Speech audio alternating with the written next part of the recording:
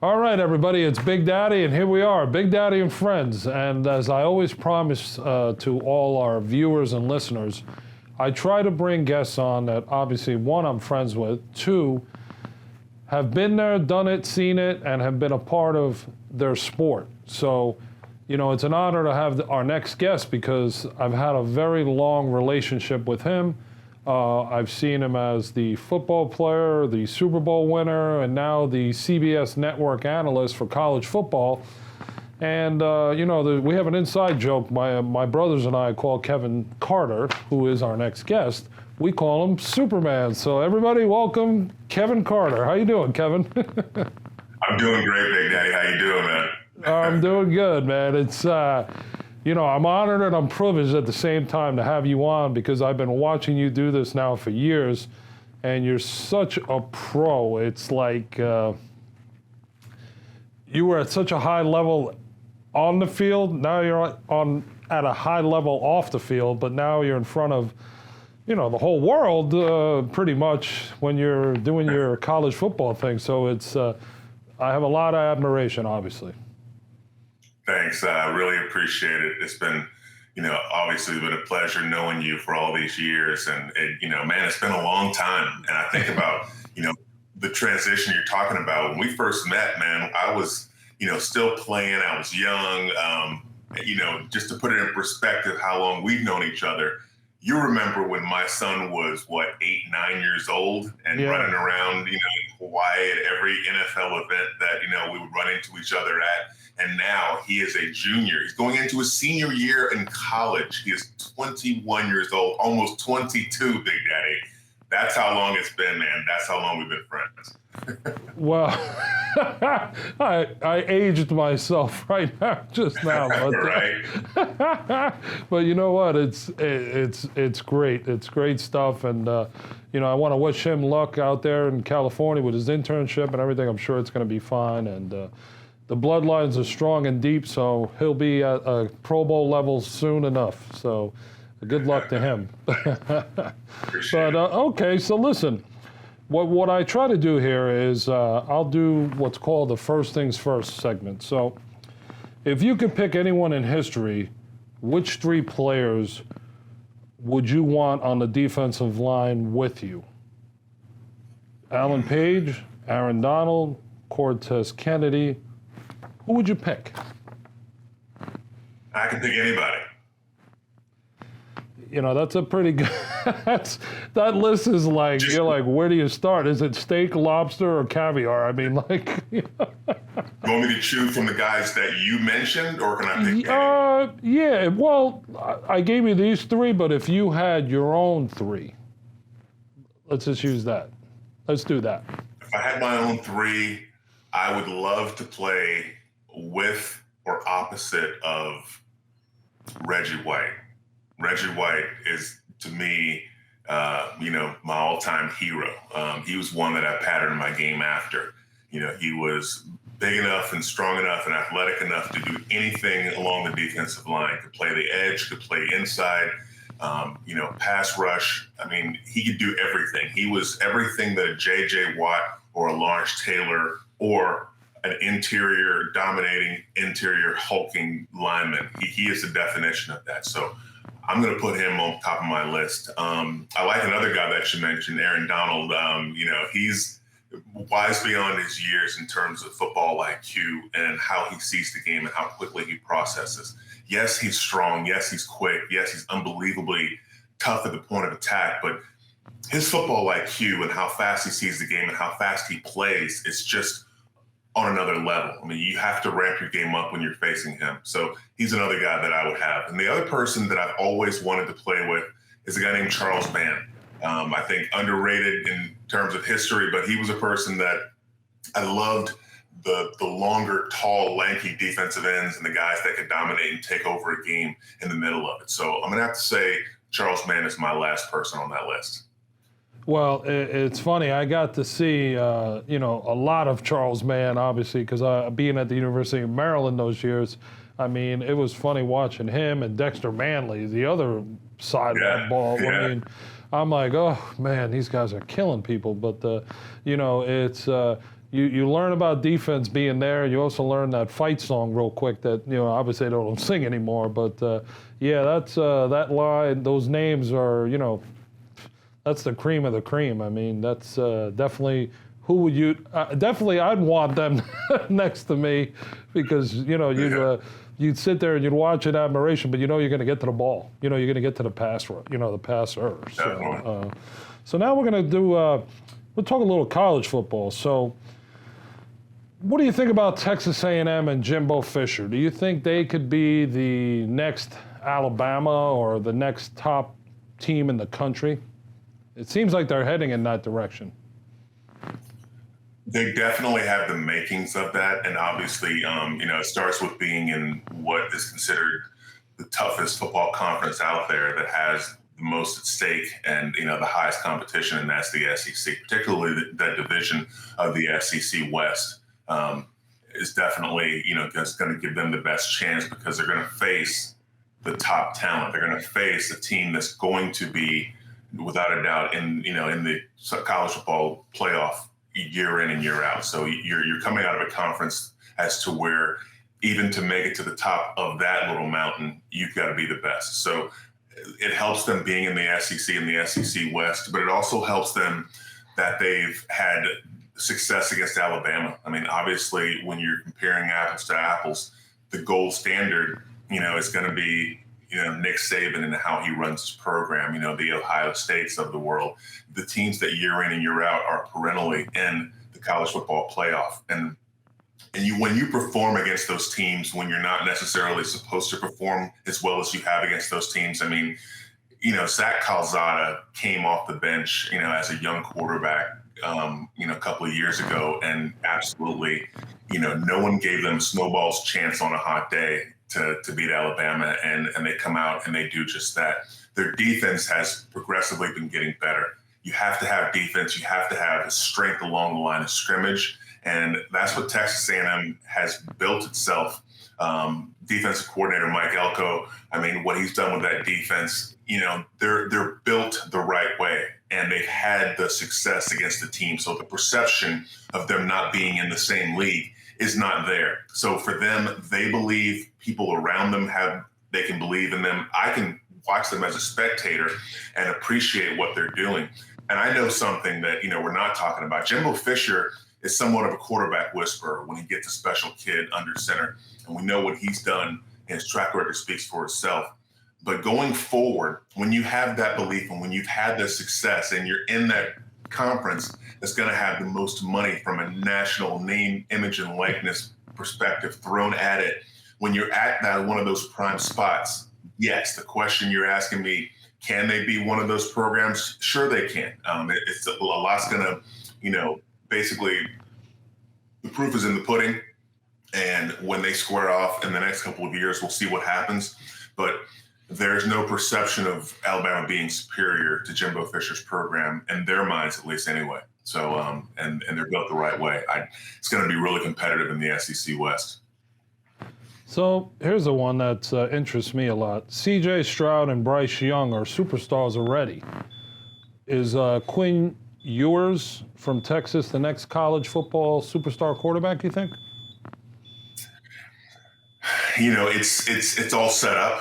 And obviously when you're at a place like Texas, when you're at one of these big brand name schools, you're going to have the best resources. You're going to have the best resources in terms of drawing the type of talent that can accentuate the fact that you have this special quarterback under center, right? That's what you're talking about. You're talking about people who touch the ball on every play. The race car driver. I mean, he's going to have a great crew and a great car, but the person who gets behind the wheel is going to have a profound effect on your success or not. So he's in the right place and he's got all the talent, and I'm not stalling. It's just one of those forecasting things. It's something that you really can't ever see in terms of how someone is going to jump out. I know that all the tools are there. I know that, from an X's and O's standpoint, I mean, when you're talking about Tom Herman, you're talking about this offense, you're talking about, how you can bring coaches and the evolution of the game to your program. Everything is there. You're at a branded program. If you can't do it there, then I'd be hard pressed to see him do it anywhere. So you're going to have all the best pieces around you to get it done. And, from all the Elite 11 and all the, everything thus far, it's all pointing in that direction, but I don't ever count my chickens until they're hatched, especially in terms of quarterback play, because you just don't know how the speed of the game and the physicality is going to affect them when there's a situation with actual live bullets, so to speak. So there's so many high-priced quarterbacks out there. I mean, you got Kirk Cousins, Dak Prescott, Derek Carr, and none of them have made it to the Super Bowl yet. Is there an idea or a concept that's out there that says most of these guys are overpaid? I know it's it's a loaded question, but and for me it is too. So, but it's I don't know. It's everyone wants to know the answer. People ask all the time, so I figure, let me ask. Let me ask the pro. Well, the answer is this. The best quarterback doesn't win you a Super Bowl championship. All-star teams with Pro Bowlers at every position and all-pro guys who've got major endorsement deals and the most money coming into your franchise doesn't win you a world championship. What wins you a world championship is the best team. That esprit de corps, that perfect mix of old guys, young guys, old guys that are leading the way by how they've patterned their game and how they've lived their life. The intermediate guys who are in those free agent years where they're jumping out of their shell, so to speak, and they're making big money for the first time. It takes those guys who are in the prime of their career. It takes those young players who are the high-priced, young early draft picks that come in and contribute right away. It takes the undrafted outlier free agent that you didn't know you had. It takes someone like a London Fletcher or someone like that on your team to accentuate. And then it takes a little bit of magic like a guy who was bagging groceries a year ago and ran your scout team the year prior to you going to the Super Bowl. It takes a lot of magic and luck.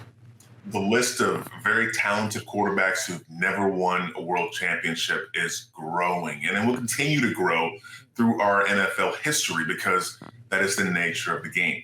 The best quarterbacks don't win championships. The best teams do. Great answer.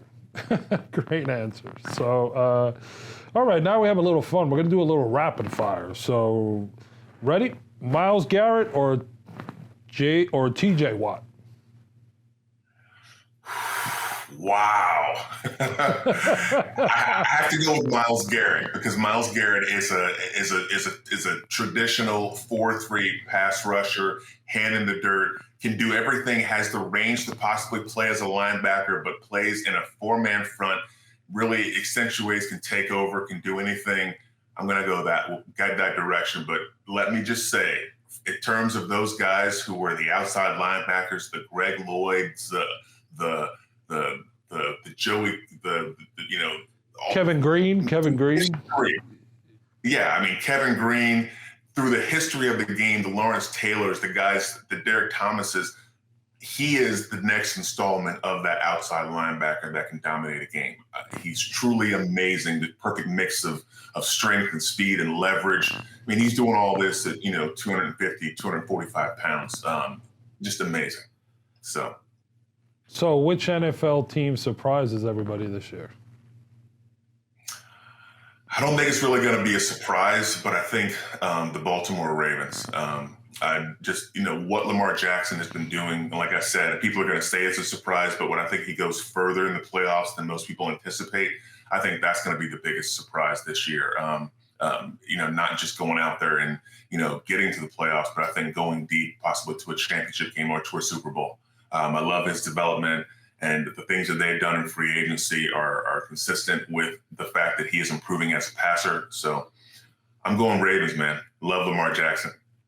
All right. You know, I got to be a little biased. Remember, I got Yes. a kid brother up in Buffalo, so but I leave it at that. That's my wife's team, by the way. Shima loves some Josh Allen. So. Oh, okay. Okay. Well, good to know. I'll pass the message along. So. Right. You know. So, which Super Bowl team is better, the Rams in 2000 or the Rams in 2022? I'm going to say the Rams in 2000. I mean, I'm a little biased, but for me, it goes back to how your team is built. I think the Rams of 2022, look, man, talented beyond measure, but they brought in some high-priced guns, kind of the year of, to kind of make things, kind of push it over the top. You bring in an OBJ, you bring in a Matt Stafford. They went out and got the pieces they needed. After coming close and not reaching the top of the mountain, so to speak. But that's why I say us, because we were like 4-12 or 5-11 the year before the Super Bowl. Like, we were hungry, and once we'd gotten a guy named Trent Green, and we picked up a guy in free agency by the name of Marshall Faulk, and we had drafted a kid named Orlando Pace, and Grant Wistrom a couple of years prior to that. We've been building this team for a long time. And then when we started winning, the people who had been on that team and had eaten all that crow for years, it was magic. We grabbed a hold of something that we were never going to let go. So I think people expected the 2022 Rams to kind of do it because of everything they had on their roster and who they were. But for us, it was a slow climb to momentum of an avalanche that, once you saw it, it was too late. Once you heard it, once you turned around and saw the avalanche coming down the mountain and engulfing everything on your street, it was too late. You might as well just stop there and say a prayer or smoke a cigar, because it's over. And that's the kind of momentum that we had going into that season and going into the Super Bowl. So I'm going to say the 2000 Rams, man. You got to have some esprit de corps. You got to have some magic. And that team had magic. It had that it factor. All right, you heard it from Kevin Carter. But what's your favorite NFL city? Oh, man. A lot of great places, great memories of awesome places I've played, especially when I was young in my career. To see these stadiums that I'd watched on television for so long. But for me, funny enough, the place where I always felt like great and always had awesome games was Chicago. Anytime I was going to Chicago, even the old Soldier Field, I just knew it was like ding, ding, I was going to have a day. And I remember being 35 years old on my 35th birthday. I was playing for the Bucks at the end of my career. We go up to play against Chicago. And I tell Coach Gruden, I say, Gruden, I'm going to have a day. You're going to give me a game ball when this game is over with. And he's like, well, as long as we win, I'll hold you to it. I'll give you that game ball, but let's get this win. And I'm like, Coach, you don't understand. Today's my birthday, and I play well in Chicago. And of course, 35 years old, out of nowhere, hadn't had a multi-sack game in years, and 3-sack day on my birthday at 35 years old. So I'm gonna say Chicago for that very reason. All right, that's a good play, good city, cold but good city. So now here's one. Let's go back into college football. What's the best restaurant in Tallahassee? Oh man, you know what? I cut ties with Tallahassee so long ago. When I left for enemy territory, they probably disowned me several times over. But there's a place there, and if you're from Tallahassee, and it's called Jim and Milt's Barbecue, and the original location, Thomasville Road. That's the place. Some of the best barbecue, hole in the wall, small place. That place is really good. And there's a place right outside of Tallahassee as you're going towards Crawfordville, towards Panacea.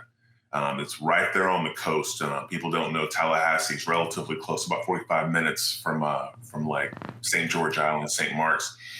And there's a place called Angelo's by the Sea.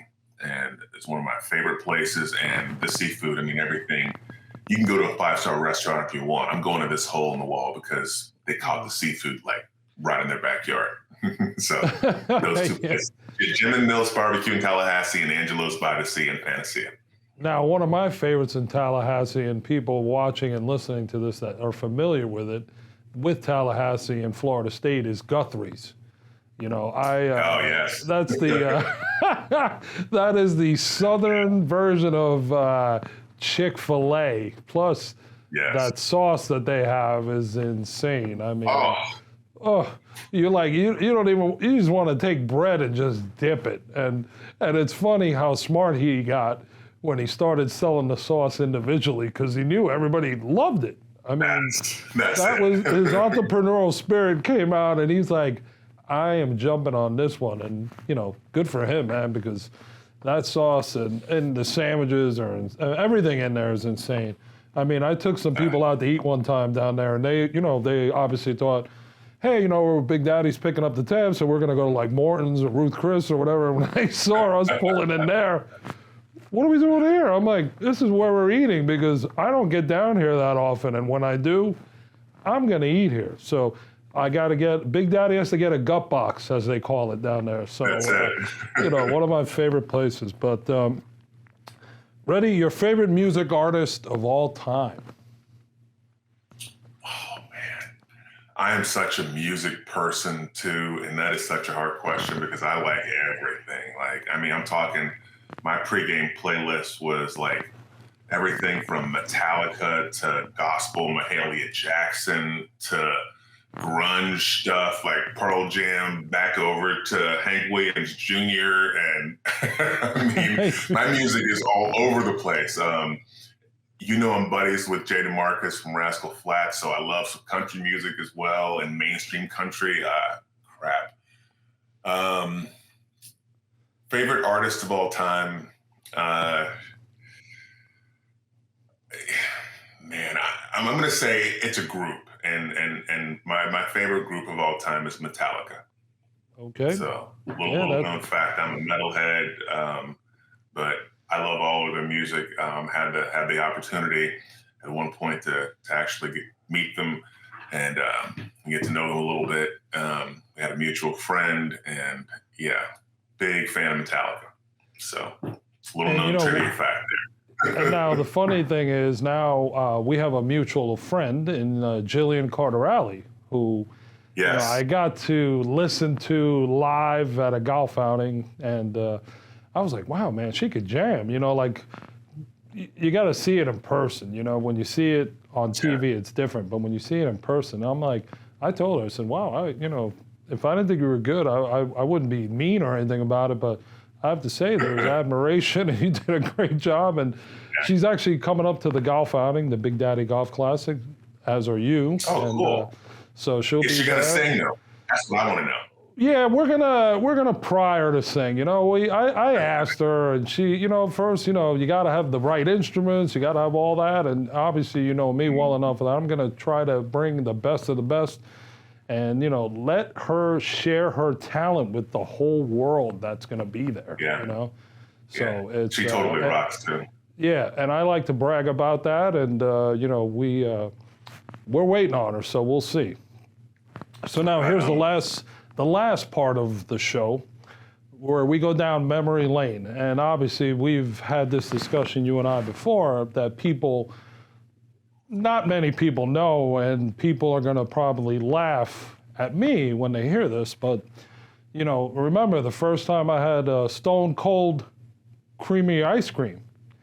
I didn't know what that was. I'm like, oh, so we're going to get ice cream. Okay, and I kind of didn't hear what you said. I heard the ice cream part, and I was fortunate enough to be with you and your family, and then we pull up to this place, and I'm like, wow, okay, ice cream, great. And then all of a sudden he goes, Big Daddy, you know, you have to pick what you want. And then all of a sudden they take this big slab and they start boom, boom, boom, boom, boom. And all of a sudden you get this mountain of a ice cream sundae, whatever you want to call it.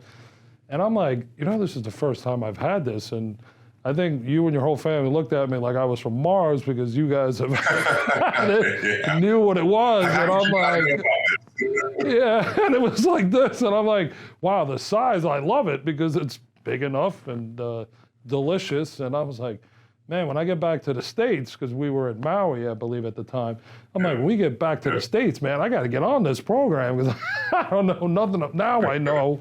And I'm like, well, that is one of my fondest and greatest memories for me that we were both involved with because as simple as it may sound, as little as it may be, it was a big feat for me and a big thing. And obviously we were friends. So that was great, bonding time and enjoyed some great ice cream.